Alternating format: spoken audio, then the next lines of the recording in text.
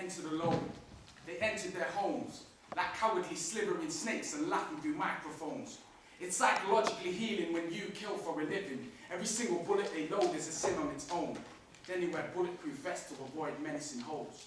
As if to mock their opponent, all they've got is their stones. It's so cold to know that they're soldiers, grown men who are prepared to fight an enemy that is clearly enclosed. They say they invaded to occupy. To me, that's a revolting lie.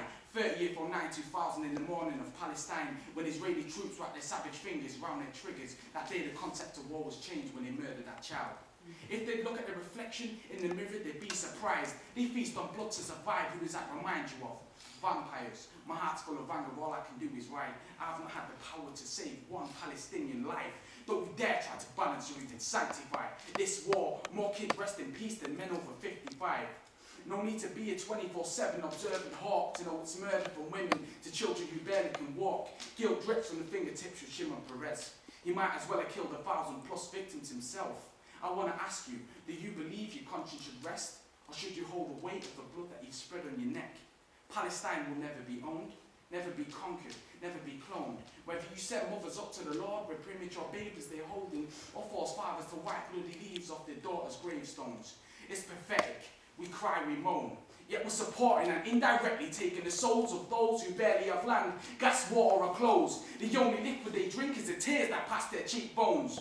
A once fully populated nation now stolen by Israeli troops with guns loaded and hearts frozen. Metaphor, Gaza now is a second-hand jigsaw with so many pieces missing and lives broken. Just try to envision yourself being born into a family that was torn and wealth was ignored because it never brought happiness. Today wealth equals war.